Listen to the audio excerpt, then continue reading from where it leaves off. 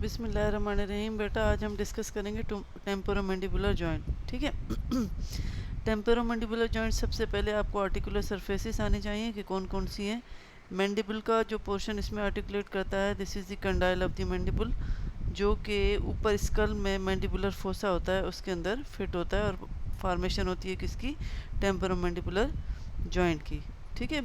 ये जॉइंट जो है ये स्पीच में, मैस्टिकेशन वगैरह में हेल्प करता है। और इसकी जॉइंट की जो टाइप होती है, ये कंडाइल है ना इसका, तो इससे याद रखना कि ये कंडाइलर टाइप जॉइंट है। साइनोवियल है लेकिन कंडाइलर है।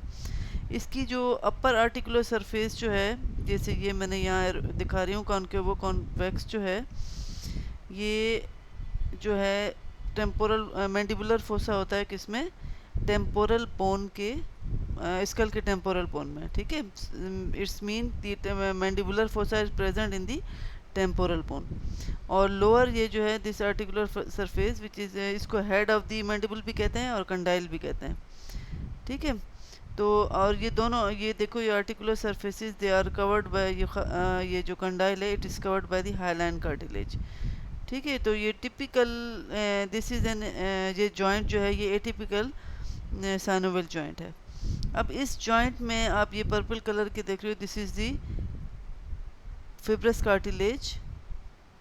ठीक है। इसको हम कहते हैं, ये मेनिस्कस है जो कि इस जॉइंट कैविटी को डिवाइड करता है दो पार्ट में, अपर कंपार्टमेंट ये वाला और ये लोअर कंपार्टमेंट। ठीक है। ये दोनों आने चाहिए। अपर कंपार्टमेंट ये वाला है और ये नीचे वाला जो क्या है।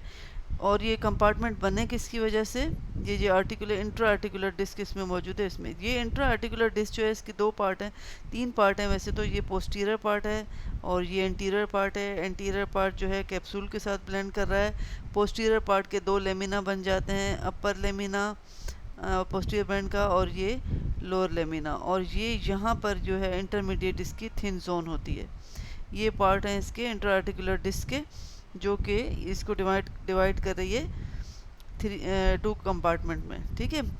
अब इन कंपार्टमेंट में जो इम्पॉर्टेंट थिंग है वो क्या है कि इन कंपार्टमेंट में आपको पता होना चाहिए कि कौन सी मूवमेंट होती है। ये जो अपर कंपार्टमेंट है, जो ऊपर क्या होगा, टेम्पोरल बोन का मैंडिबुलर फोसा, ये जो ये वाला है। ठीक है। और बीच में फिर इसके बाद क्या है, डायरेक्ट कंडाइल नहीं है, ये डिस्क है, आर्टिकुलर डिस्क। इस अपर कंपार्टमेंट में ग्लाइडिंग मूवमेंट होती है। और ये जो लोअर कंपार्टमेंट है, जो आर्टिकुलर डिस्क और कंडाइल के बीच में है, इसमें हमारे पास हिंज मूवमेंट टाइप होती है। ठीक है। थोड़ी सी ग्लाइडिंग भी होगी और हिंज मूवमेंट होगी मेनली। तो इस पे भी एक बीसीक्यू देते हैं कि ये आना चाहिए कि भाई अपर कंपार्टमेंट। तो इस अपर कंपार्टमेंट का नाम क्या है, अपर मेनिस्को टेम्पोरल कंपार्टमेंट, क्योंकि ये टेम्पोरल बोन में जो मैंडिबुलर फोसा है उसके बीच में होता है। लोअर कंपार्टमेंट का नाम क्या है, मेनिस्कस, ये रहा दिस आर्टिकुलर मेनिस्कस।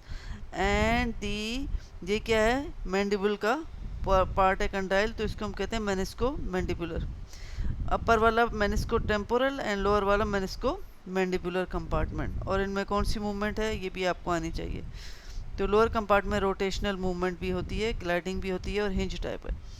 फिर जो इसकी सपोर्ट है टेम्पोरोमैंडिबुलर जॉइंट की, वो सबसे पहले फाइब्रस कैप्सूल है।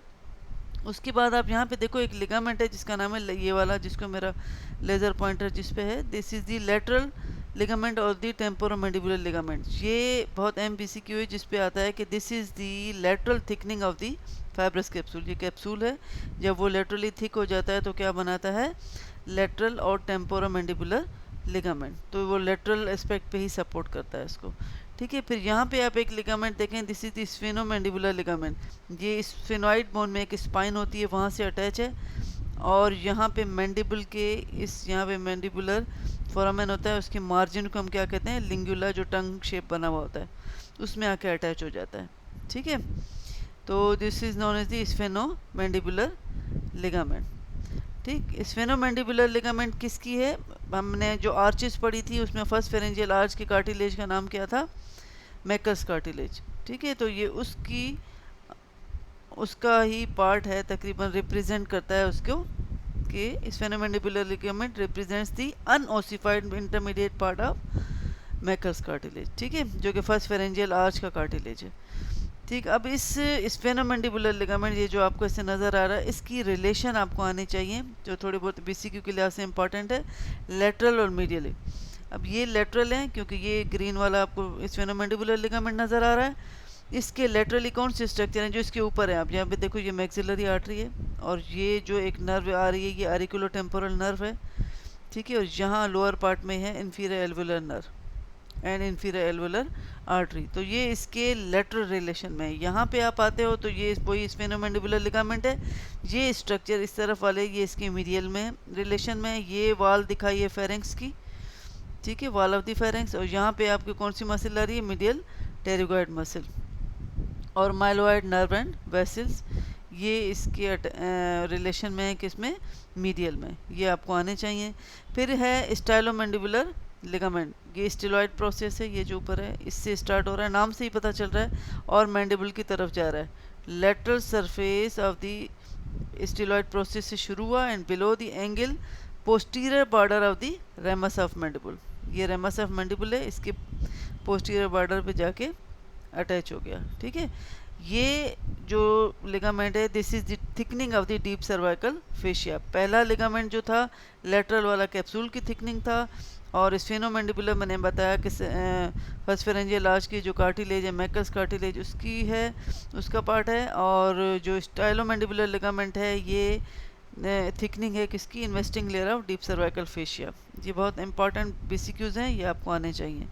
ठीक है, अच्छा, यहाँ पे आप नर्व सप्लाई देखें, जो ज़्यादातर नर्व इसको क्रॉस कर रही होती हैं, आरिकल मीन ईयर के पास है तो आरिकुलोटेम्पोरल नर्व है, और मेसिटर मसल अटैच होती है किस पे, इसमें रेमस ऑफ मैंडिबल, वो भी इसके करीब है, तो उसमें हमारे पास दो नर्व इसकी आ जाएंगी। और ब्लड सप्लाई में मैंने आपको पीछे दिखाया maxillary artery and superficial temporal artery. यहाँ पे आप देखें, this one is the maxillary artery. ठीक है, ये वाली, ये जो इसको क्रॉस भी कर रही है, दिस इज मैक्सिलरी आर्टरी। और दूसरी कौन सी है, सुपरफिशियल टेम्पोरल, ये वाली, ये इस जॉइंट को सप्लाई करती हैं। ठीक है, अच्छा, फिर स्टेबिलिटी जॉइंट की देखो, जब ज़्यादा स्टेबल कब होता है, जब माउथ क्लोज हो। ठीक है, और जब माउथ ओपन हो तो इतना स्टेबिलिटी नहीं होती जितनी क्लोजिंग में। तो जब माउथ क्लोज है तो आप यहाँ पे इस डायग्राम को देखें, माउथ क्लोज है, ये एमिनेंस है ऊपर। ठीक है, ये एमिनेंस और ये हेड ऑफ दी मैंडिबल है, तो इस एमिनेंस ने इसको आगे जाने से रोका हुआ है। यानी कि स्टेबिलिटी जो प्रोवाइड कर रहा है क्लोज माउथ में, वो कौन कर रहा है, एमिनेंस, आर्टिकुलर एमिनेंस। ठीक है, और जब ये एंटीरियरली इसको सपोर्ट कर रहा है, पीछे जो होगा, जो सपोर्ट करेगा, वो होगी टेम्पोरलिस मसल होगी, वो इसको पोस्टीरियरली डिसलोकेट होने से सपोर्ट करती है। ये मैंने बताया है, सपोर्ट जब माउथ क्लोज हो, एंटीरियरली जो सपोर्ट कर रहा है वो आर्टिकुलर एमिनेंस, और पोस्टीरियरली कौन सी, टेम्पोरलिस मसल। अब इस डायग्राम में आप देखें, ये मसल्स हैं, एरो में शो किया गया, ये एलिवेशन, जहाँ जहाँ एरो ऊपर जा रहा है वो मसल्स एलिवेट करवा रही हैं, मीन एलिवेट मीन माउथ को क्लोज करवाना। ठीक है, तो ये टेम्पोरलिस भी करवा रही है, और यहाँ पे एरो ऊपर, यहाँ पे भी ये मीडियल टेरिगॉइड भी करवा रही है, एंड मेसिटर मसल भी। लेटरल टेरिगॉइड जो है वो ओपन करवाती है। ठीक है, तो रिट्रैक्शन मीन, अच्छा, रिट्रैक्शन, अब प्रोट्रूजन, डिप्रेशन, डिप्रेशन में आ जाएगा माउथ ओपनिंग वाला, और वो हमारे पास है एक ही लेटरल टेरिगॉइड। लेटरल टेरिगॉइड हमारे पास प्रोट्रूजन भी कर रही है और उसके अलावा डिप्रेशन भी कर रही है। इस एरो से आपको इनके एक्शन का भी पता चल जाएगा। रिट्रैक्शन में कौन सी मसल है, यानी कि जिसका एरो यहाँ पे वो है टेम्पोरलिस, एक टेम्पोरलिस ही है जो रिट्रैक्शन करवाती है, ये जहन में रखिएगा, ये बीसीक्यूज में आता है। ठीक है, एंड और टीएमजे जॉइंट जो है मोस्ट कॉमनली जो डिसलोकेट होता है हमेशा एंटीरियरली ही होता है ज़्यादातर, जब माउथ ओपन हो। तो मैंडिबुलर कंडाइल जो होते हैं वो फॉरवर्ड मूव करते हैं, जिसकी वजह से वो आर्टिकुलर एमिनेंस उसको आगे फिर जाने देता है अगर डिसलोकेशन हो तो। ठीक है, तो अनस्टेबल पोजीशन होती है ये इसकी माउथ ओपनिंग वाली। तो एक्सेसिव यानिंग भी अक्सर लोग करते हैं, तो उसमें भी ये एंटीरियर डिसलोकेट हो जाता है। ठीक है, एंड सडन वायोलेंस और convulsive spasm of the lateral pterygoid muscle होती है इसमें जब ये डिसलोकेट हो।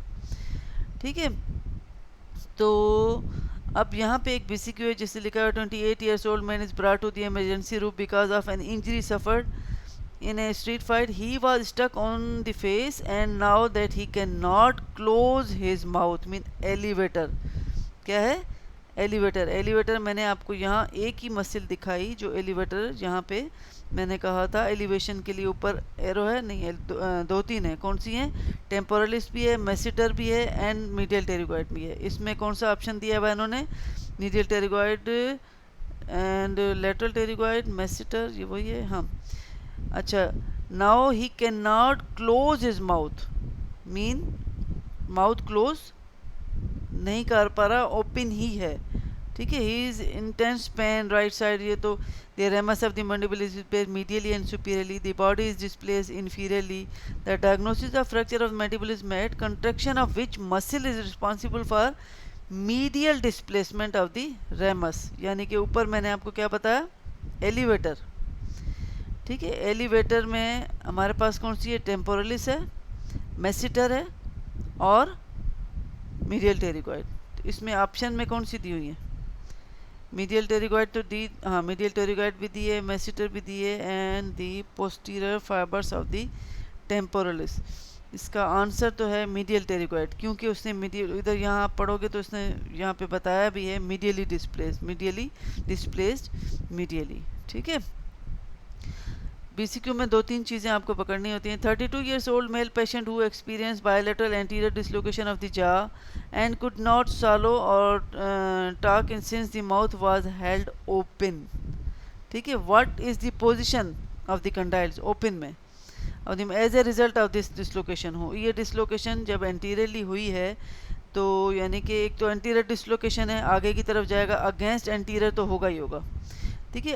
अगेंस्ट जब आगे जाती है तो उसके पास क्या पड़ा हुआ था? मैंने आपको यहाँ पे भी दिखाया, यहाँ इस एरो पे देखो, ये हेड ऑफ मैंडिबुल है. आगे जब जाएगा तो ये ऊपर से इसको कौन सपोर्ट कर रहा था? Articular eminence. तो जब स्लोप होगा तो हमारे पास क्या आएगा? Anterior, against anterior slope of the articular eminence. ठीक है. पोस्टीरियर तो नहीं हो रहा क्योंकि वो डिसलोकेशन बता ही, और आगे जब जाएगा तो आगे है ही उसके पास क्या? आर्टिकुलर एमिनेंस, जिसको स्लिप करके आगे जाएगा. In reducing and ankylosing of the TMJ, a surgeon provoked an intense haemorrhage by lacerating the artery course. मैंने आपको यहाँ पे दिखाई, खासतौर पे नेक ऑफ दी मैंडिबल. ये देखें, ये हेड ऑफ दी मैंडिबल है, दिस इज दी नेक. नेक से जो गुजर रही है मैक्सिलरी आर्टरी है. अगर उसने नेक का जिक्र किया है तो हमारे पास क्या होगी? Maxillary artery. यहाँ पे नेक ऑफ द कंडाइल उसने बताया. ठीक है. The predominant muscle most associated with retraction of the mandible. Retraction मैंने आपको यहाँ पे दिखाई, रिट्रैक्शन दिस वन, ये एरो इंडिकेट कर रहा है रिट्रैक्शन, और वो कौन सी है?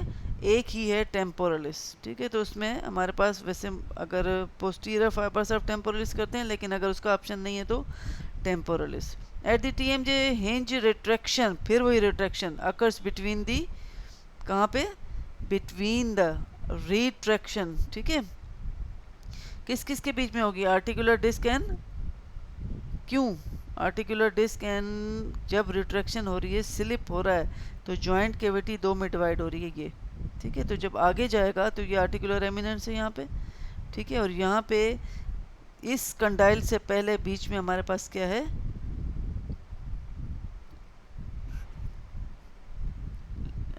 Articular disc. तो आर्टिकुलर डिस्क तो आएगी ही आएगी. ठीक है. इसका आंसर क्या होगा? आर्टिकुलर डिस्क एंड दी, अगर टीएमजे रिट्रैक्शन अकर्स बिटवीन दी टीएमजे, ठीक है, टेम्पोरोमैंडिबुलर जॉइंट, तो आर्टिकुलर डिस्क एंड कंडाइल आगे आएगा. तो ये वाला बी नहीं होगा, इसमें क्या होगा? सी होगा. ठीक. आर्टिकुलर डिस्क आएगी लेकिन स्लिप कौन होगा? कंडाइल. ठीक है. Inability to protrude the mandible indicates the dysfunction of muscle, mean protrusion. अब यहाँ पे इस डायग्राम को दोबारा देखो, यहाँ पे प्रोट्रूजन, ये एरो इस तरफ वाला. ठीक है. यानी कि lateral pterygoid muscle and the only the lateral pterygoid causes the protrusion. ठीक है. तो इसमें आंसर क्या होगा? Lateral pterygoid muscle. ये ठीक है. इतना आना चाहिए आपको थोड़ा सा बीसीक्यू के लिहाज से. Thank you so much.